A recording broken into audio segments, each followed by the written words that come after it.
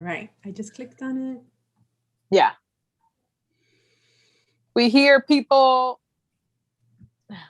Yes. And I think we are live. Are we live? Yes, we are live. Yes, we are live. Mi Hello, gente. people. Hello, people in the interwebs. Welcome, welcome, welcome. Welcome to Resilience, a breakthrough journey to self-love. And our program that we are on live in YouTube, which is Resilience is Your Superpower. My name is Mio Santana. I'm not only your host for this program, but I'm also a transformational trainer and coach. And I'm the founder and creator of Divine Journey, a transformational program. So I started this live program to basically kick off the rebranding of my self-love program for women called Resilience. And the reason why I rebranded the program is because we were looking for something that would really align with the women that were going through the program and that would really align with me and my journey. And I realized that one of the things over my 20 plus years of going through my own transformational journey, one of the main things that always stood out when I did personality assessments, when I asked people around me what were like my 5 biggest traits or my 5 strongest, my biggest strengths, they would all say that I was resilient. And so that came up for me. And then when I was thinking about all the women that have taken the program from the beginning until now, I've noticed that they all carry the same trait. They're all resilient. So this program is a tribute to all those women that have done the program, but also to all the women out there who might be going through challenges, obstacles, who might be wondering, what is this all for? What am I doing this for? I'm exhausted. And this might help you find the resilience within yourself to continue moving forward and achieve your dreams and your goals.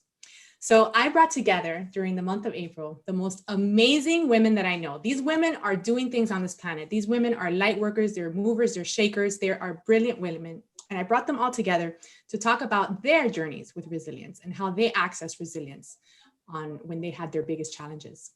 And today I have none other than one of my dearest friends, Erika Rodriguez. So I'm super honored to have her here today. She is the owner and founder of Shiniesheers, a sweet salon in the heart of Coral Gables. She empowers and educates her clients to bring their natural beauty forward and is dedicated to getting to the root of what makes each person's beauty shine through. She is a powerhouse. I love this woman and I'm so excited to have her here today. And just so you all know, we're going to be here until the end of April of this week. So we're here every Tuesday and Thursday at 1 p.m. Eastern and every Wednesday and Friday at 5 p.m. Eastern. And who knows, we might have a little surprise. We might have some more programs coming on resilience. So keep an eye out for that. And without further ado, I want to welcome our guest today, Erika Rodriguez. Erika, how are you, my love? I am blessed, and so are all of you. Just wanted to Yes. share that with everyone. Yes, beautiful. So I always like to start by giving our viewers a little bit of background about you. So tell us about you, what you do, what you're all about. So I am from Barranquilla, Colombia. I have always wanted to be in the beauty industry. Honestly, I was born to do this. God bless, the forces that are higher than me to have given me this gift. I just love making people happy. That's really the truth of it. I love to make them happy, and I do it the best specifically with hair and beauty services. And so I have been in the beauty industry professionally for 11 years now, but with my heart all my life. I remember since I was a little girl, I would get punished by my parents because I would use the shampoo on my Barbies. And I would tell them, I'm like, but they need good hair too. So they also too knew that I was destined for this. So I started in the beauty industry as soon as I graduated high school, and I have never looked back. I love it. I have expanded in the industry. I am currently a educator for 2 brands, Redken and Brazilian Blowout. And on my own, Shiniesheers teaches other beauty professionals the benefits and usage of cannabis and hemp for their salon guests. So I've noticed that education and sharing information is so near and dear to my heart because growing up, when we moved to this country, my parents weren't so clear as to the reasons as to why we moved here. And so that sparked like information deprived on me. And I always felt like I was in the shadow or in the cloud. I wasn't sure what was going on. And as I got older and I was able to use my own resources and tools, I started getting information obsessed.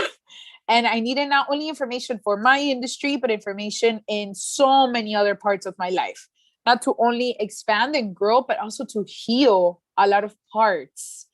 in my life that I maybe never had a relationship with, or never really understood, or never cared about. And so information is something that's so like such a core value to me.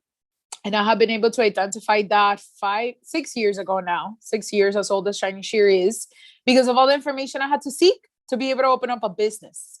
And when I opened up my business 6 months after, I went to the doctor because I was having lady problems. And I was freaking out. I was like, oh my God, I'm not in a partnership right now. I am, just dedicated 100,000% to my business. Why am I having these problems? Like, what is going on? And, I like to inventar novelas all the time in my mind. I like to exaggerate the reality of things because that's my nature.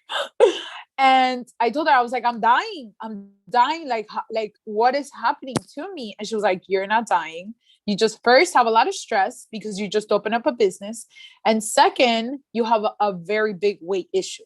It was so severe that she told me that if I continue in that lifestyle, I would not be able to be part of the industry anymore, because as a behind the chair hairdresser, all you do is stand up. And she was like, if you stand up and you continue with that weight for such a long period of time as you're doing right now, your knees are going to give up. You're not going to be able to. Oh, and if you smell a cookie, you'll be diabetic. And I was freaking out mostly because I had a bag of cookies in my backpack than anything else. And I was like, oh, baby Jesus, what is happening right now? But that sparked a healing journey for me with food specifically, because I didn't know what that was. I just thought that food, it was just to eat, whether I was hungry, whether I was sad, whether I was happy, whether I was bored, whether I was really hungry, whether I was not, and everything in between, as I mentioned. And so I was like, no, if I'm going to fail my business, it better be for a bad business decision, a bad investment, hiring someone that wasn't going to work out, but not for food. Like in my mind, I was like, no, like, you're like, no. Food cannot be the reason why I'm failing in my business. It just, at least for me, that was my journey. That was my like breaking point of like, oh, we're going to change and we're going to define what resilience is. And so for the first 3 years of my business, I worked for myself and by myself in my salon suite.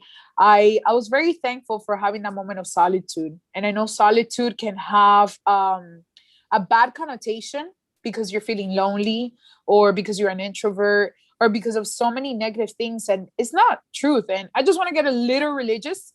Jesus would spend a lot of time in solitude praying and then be able to perform miracles. Now, I don't perform miracles. Calm down. Oh, yes, you do, girl. On hair, you do. Thank you. Thank you for that, queen. But the miracle that I wanted to perform in my life was a transformation and a healing journey with food. Right. Because I wanted it to use it as my ally, not as as someone that I was going to go to war with. I didn't want that.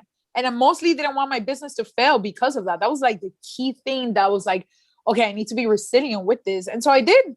I started developing a relationship with food. I kept a food journal. I understood that certain foods that I consume are really good for me because they give me longevity with energy, and they make me not only feel good, but make other people feel good.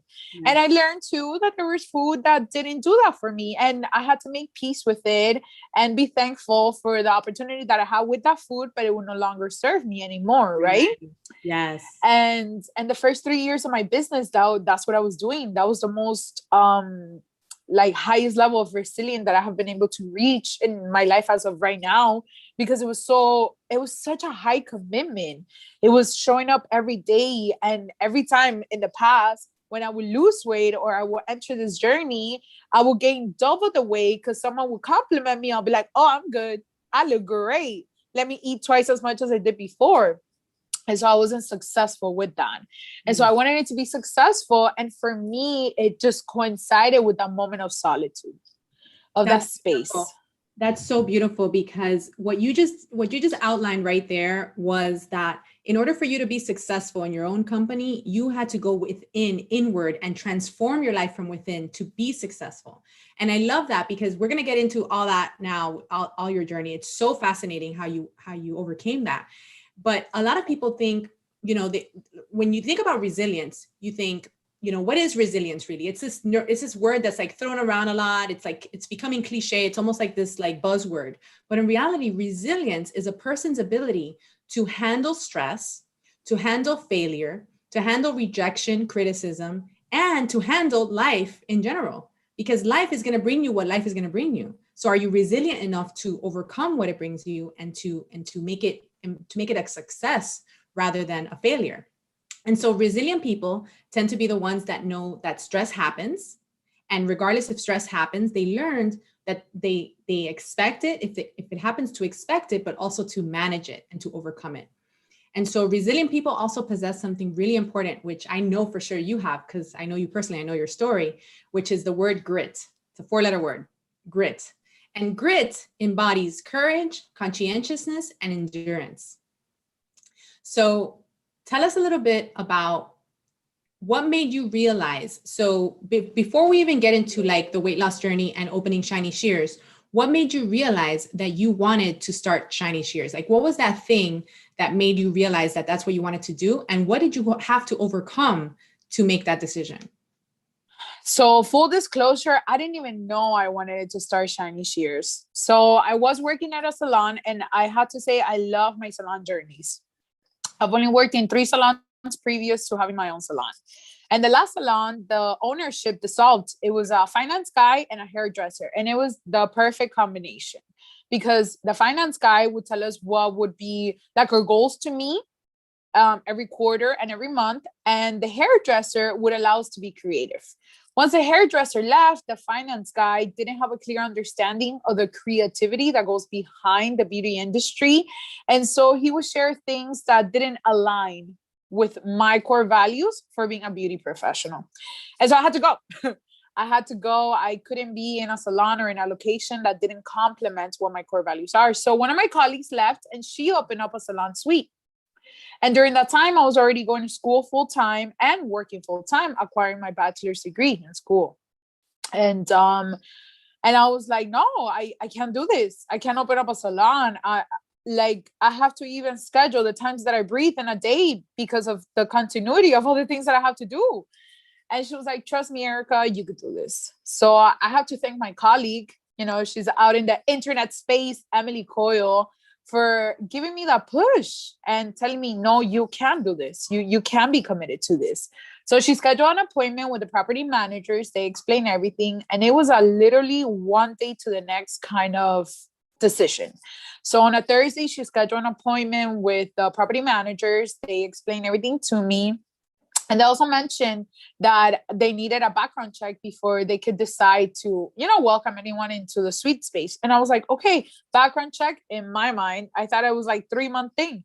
So I was like, okay, I'll finish my semester, take the summer off, start a business, the whole thing. Lies. Saturday came. Saturday came and they were like, okay, your background check is clear. If you want to come in, we can honor you the time till tomorrow, Sunday. And then we can allow you to come in. And I was like, what? That's 24 hours. They're like, yeah, we have a waiting list because it's highly sought after this like salon concept.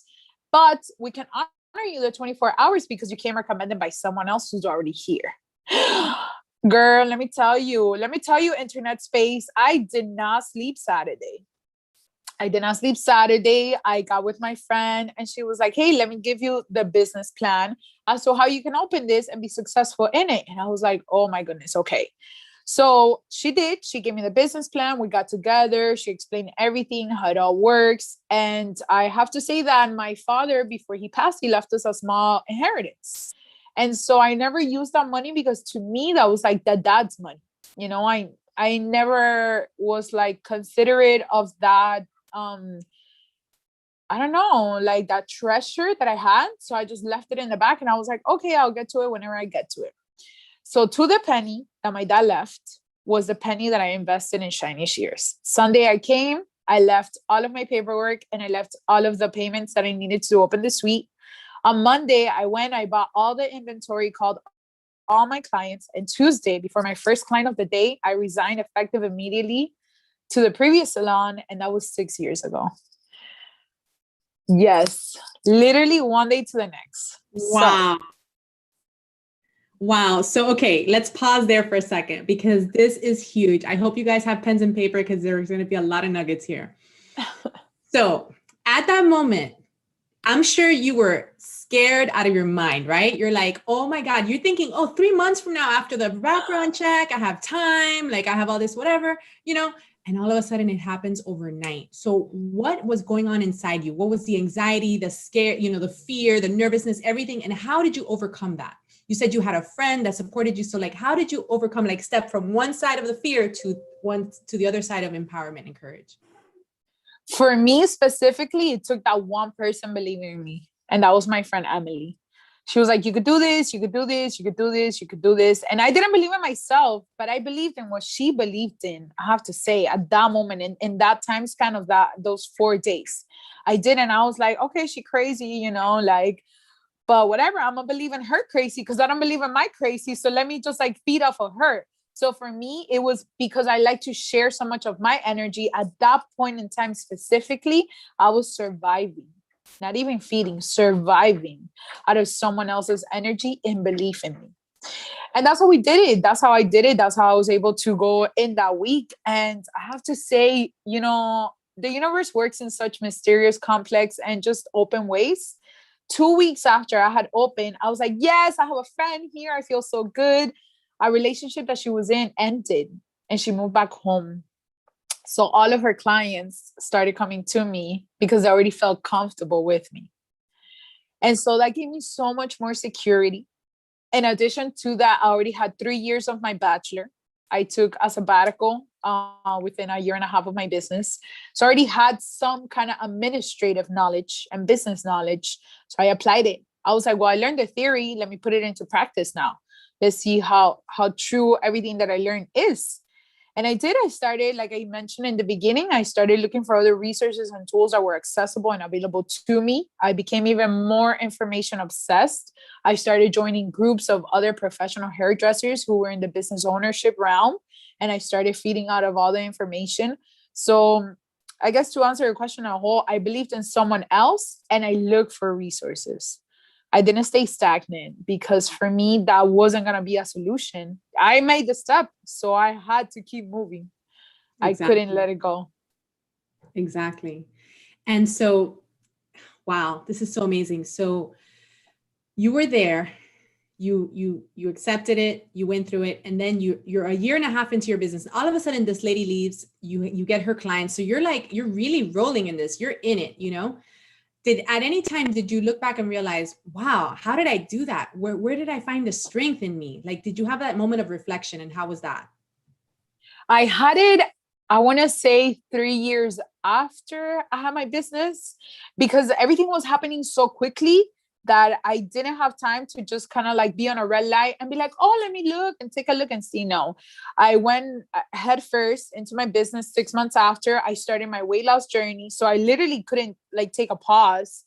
And then a year and a half after my business had opened, I felt like comfortable enough to take in something else, which it was finishing my bachelor's since I had a year left only.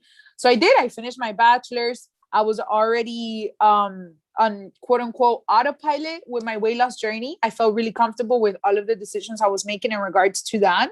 So it was just like leveling up in different ways that I felt comfortable in addition to finishing my bachelor. So 3 years after my business was when I was like, oh my God, well, look at me go. Like, what have I done? Got a bachelor's, opened a business in just 3 years. And so now I like to live by something that I learned through Tony Robbins. And I'm sure he has said it or other people have said it too, but he says something along the lines of like, humans underestimate what they can do in a year, but overestimate what they can do in a decade. And so sometimes I focus too much on the big picture and I forget the little steps that I have to take to get to the big picture. Because I'm such an action woman that I'm like, no, like it has to happen like right now. Like everything has to come right now. And I forget the smaller pieces of the puzzle that have to come together for me to be able to see that whole big picture. So after 3 years of continuity and like movement and leveling up and doing all the things, I was like, okay, I can take a breather. Like I'm doing very well in my business. I feel really good. I achieved my bachelor's degree. I feel great with the weight loss that I have lost. Like I was in a really good space, very, very good, I have to admit. And 3 years after is when I took that time. Beautiful, beautiful. And so let's kind of shift the conversation. And I think this might go into, because I want to dive more into your weight loss journey, because I think that's really powerful to talk about. But we're going to shift it into something that a lot of us that are up to something, that are creating things in the world and that are resilient, oftentimes face. And it's something that a lot of people don't like to talk about. No one likes to talk about failure. But what is it really? What is failure, you know? And so what have failures meant to you in your journey? And did you ever feel like you had some kind of a failure or something that you felt like, oh my God, I'm not doing this right, or it's not coming out the way that I want, I'm failing at it? And what came up for you from that? Like what opened up for you as a result? And what did you learn from that experience? So I have to say that up until that point, all of the weight loss efforts that I've ever had were failures. And mostly I have to point out because of the chatter, because I would take information and just rely on that information instead of letting it digest or marinate into what I thought what would be the most convenient for me. And that isn't to say that I'm not appreciative of all the information that people have given me, but it was too narrow. It was limited to what they believed in, what they thought, and first and most important, their body. And Right. the greatest thing about humans is that we're all different. We have a lot of similarities, but we're all individually made. And although there are a lot of practices that work for a lot of group of people, you have to make that unique to yourself. So I always felt a weight loss and I was like, okay, but like, what is it that was happening? And up until that point, I realized that what was happening was that I was feeding into the chatter and blaming the chatter. I wasn't taking. What was that failure like for you? Like, walk us through. What did you feel? What were you telling yourself? How did you feel down on yourself? What was that experience like for you when you felt like you were failing? Yeah, I felt so uncomfortable. I didn't even want to look at myself. I was in the beauty industry and I was like, I get pena. I'm not even representing it a full 100%, you know? There's a lot of stigmas about being overweight and obese, but I was, you know, fulfilling a lot of those. Like, what can I tell you? I would walk from here to the car and I was out of breath, you know, things like that. And that was just my truth at that point in time. Doesn't mean that that's everybody for who maybe has, you know, a different body composition than I did at that time, but it was for me. I would get tired from just standing up.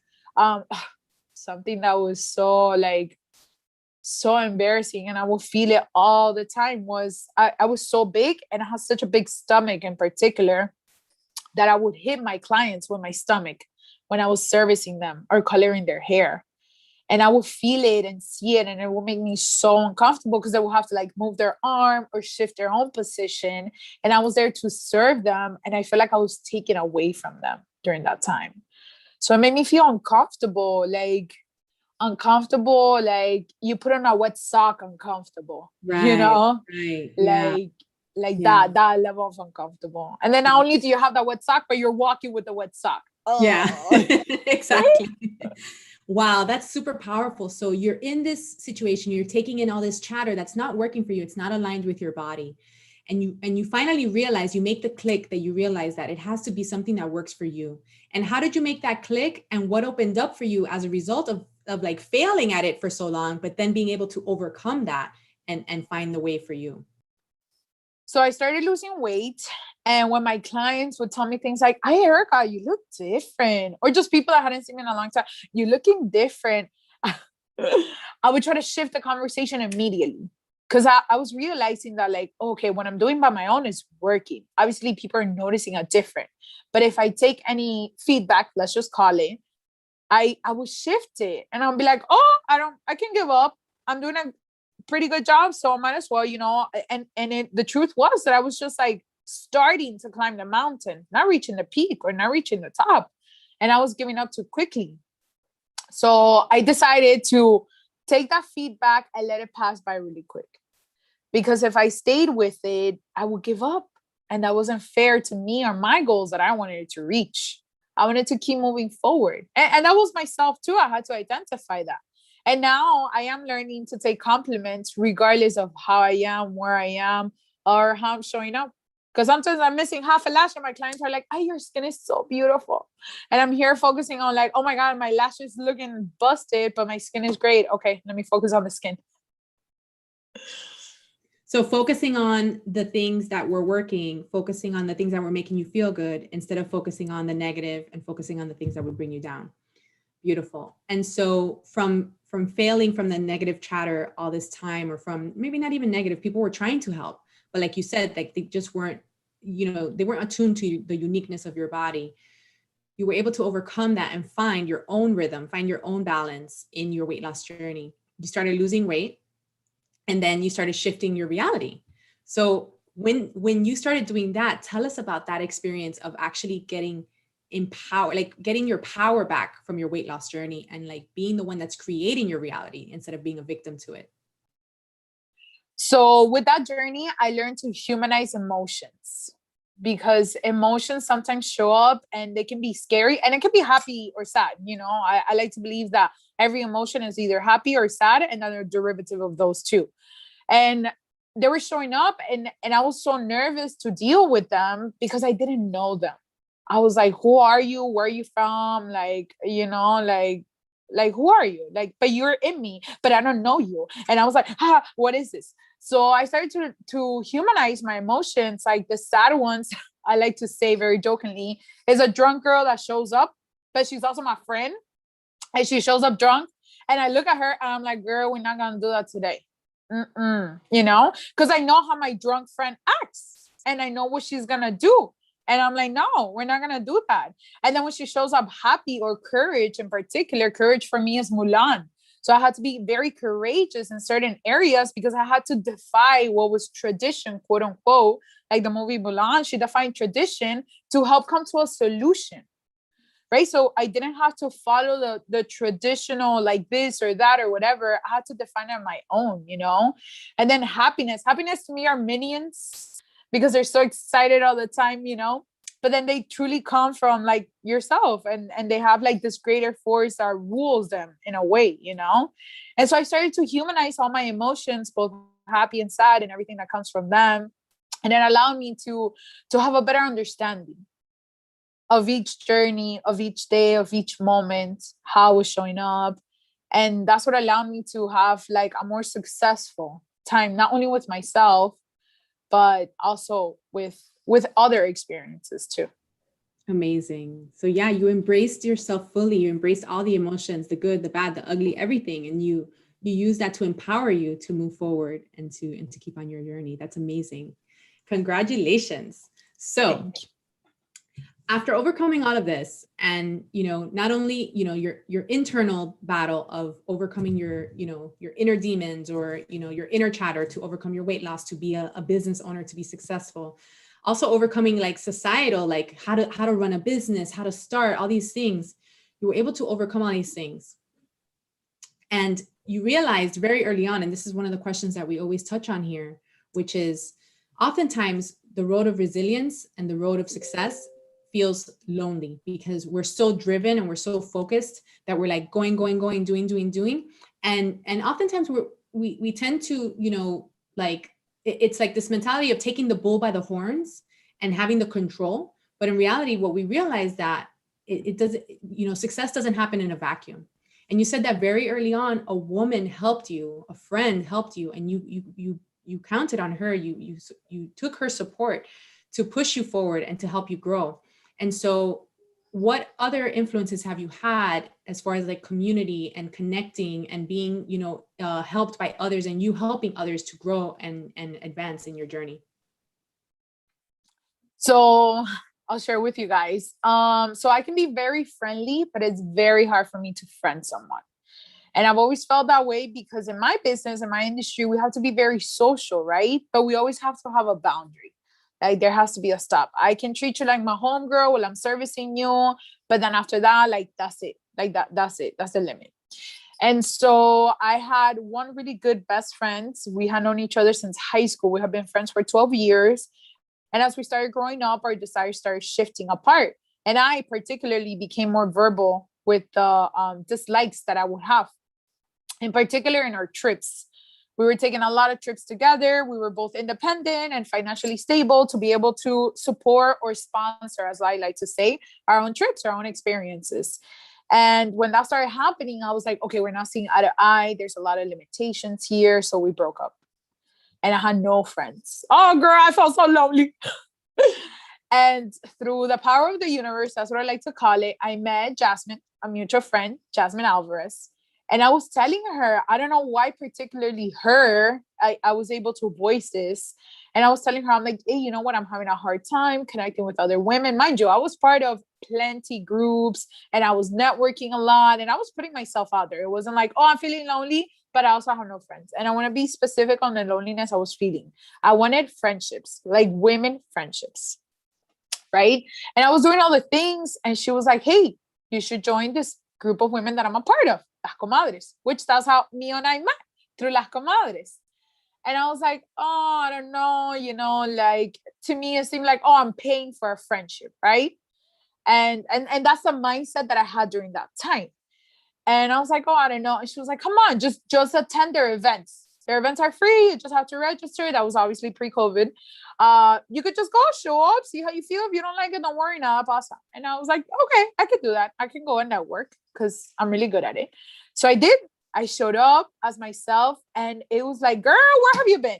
You know, like you're our people. Like, this is your tribe. Like, what you doing? And it was such a comfortable feeling because in my mind, I was like, okay, my family and my clients are the only cool people in Miami. Impossible. How many people does Miami-Dade have? Like in 2015, I don't know now, but Miami-Dade County in 2015 had 2.5 million with the M citizens. And I was like, okay, out of 2.5 million, nobody wants to be my friend. Impossible. I just couldn't believe it. And so I joined Las Comadres. I was able to, begin friendships that didn't necessarily have to have like a specific title, that it was like, hey, you could just be my friend in so many different areas of my life, right? Because the friends that I had before did have that title. I have my group of friends that I can go party with. I have my group of friends that I can travel with. I have my group of friends this, right? I would divide them all. But these women showed up and, oh no, we could be your friend in all these different areas. And this was the most important part to me. And we can get service by you without having to ask for a discount. Because what will happen to me, and that was one of the reasons why I started to distance myself, I would have a lot of girlfriends and it was great. But then they would come get service. Girl, where my hookup at? You my friend. Don't you want to discount me? No, I don't. This is my livelihood. You know, this is how I feed myself. And so you're asking me for a discount. So that built up a barrier into me wanting to interact with women on a friendship level. I could talk to you about hair all day. I could talk to you about beauty and cosmetic services. But when it came to that friendship, I had that wall. And I have to say that Las Comadres was able to help soften up that wall and to show me that in Miami-Dade, there was other women who can complement me and work with me.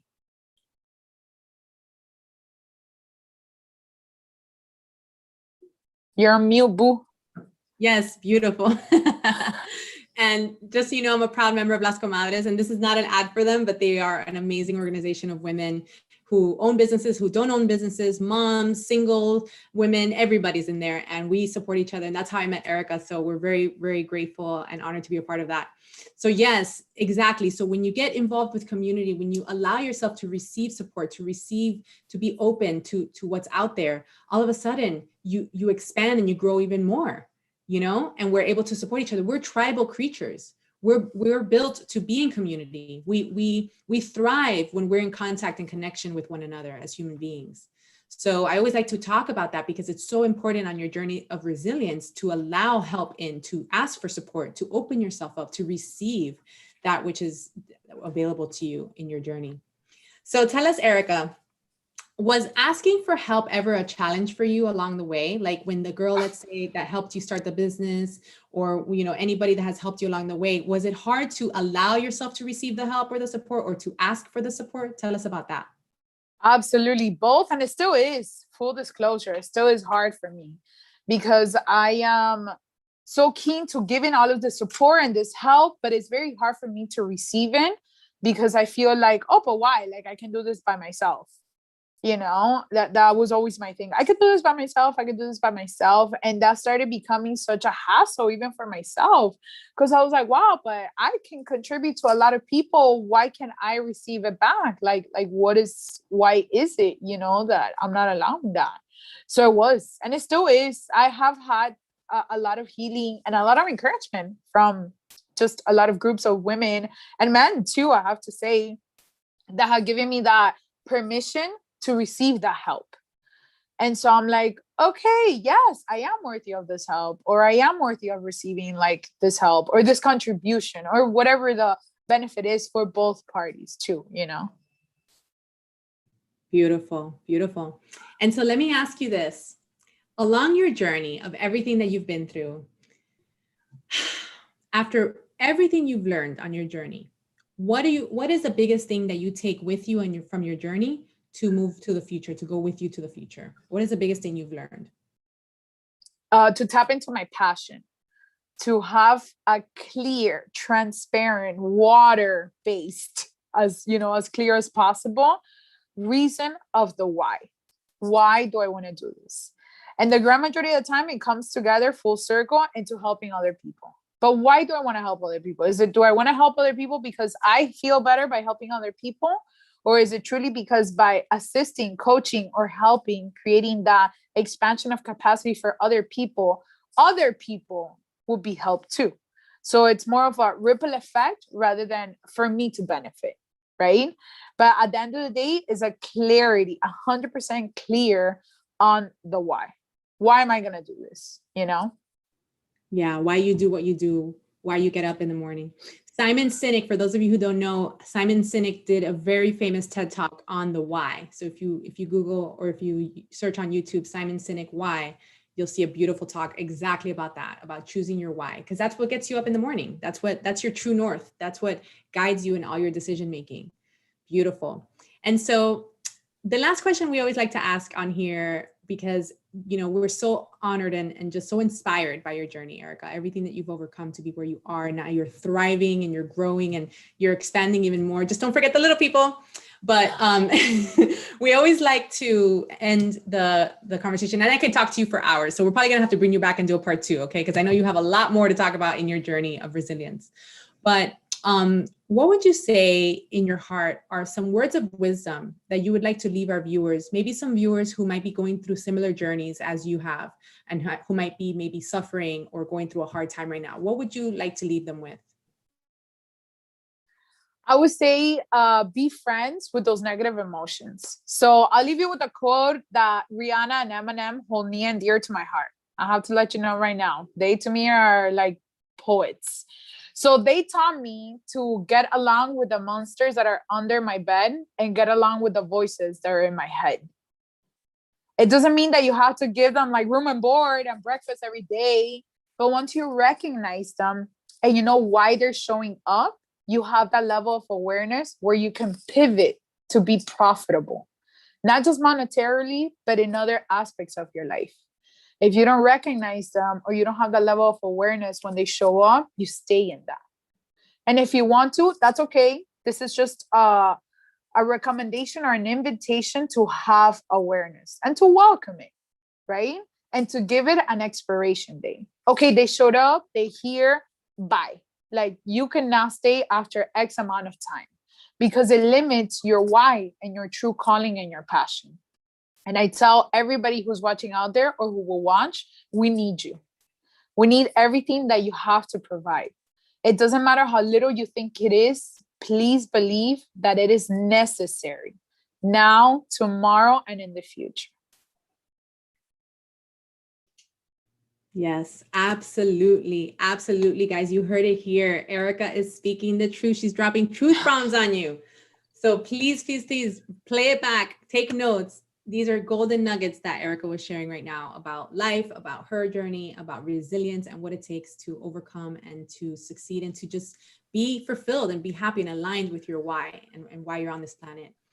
We thank you guys so much for being here today. I'm going to be here through the month of April, and we're going to be having a little surprise. We may be extending through May, so keep an eye out. If you're interested in resilience, a breakthrough journey to self-love, find the link in the comments below. check it out. It's an amazing 8-week program for women just on self-love specifically. And it's incredible. I can't say enough about it. And for all of you out there, Erika's info will be in the show notes. Let us know if you have any questions. We'll be circling back and answering your questions. Erika, I just want to say I'm so honored to have had you here today. You are such a blessing to talk to. I could talk to you for hours. Thank you so much for giving your time and talking with us today. Thank you, Mio, for hosting this. I truly do hope that a lot of people get inspired. And once you have acquired that knowledge, get to work, put it into action, because that's when the real change happens. You have to get moving. And it could be one little step. Again, like, and I'm listening to this myself. Don't focus so much on the big picture. Take those little small steps that will get you to the big picture.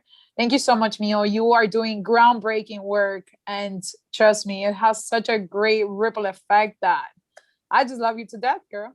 I do. Thank you, my soul sister. Ladies and gentlemen, keep in contact. Keep coming back to these lives. You're getting amazing content from these amazing women. I thank you so much. Be kind to yourselves.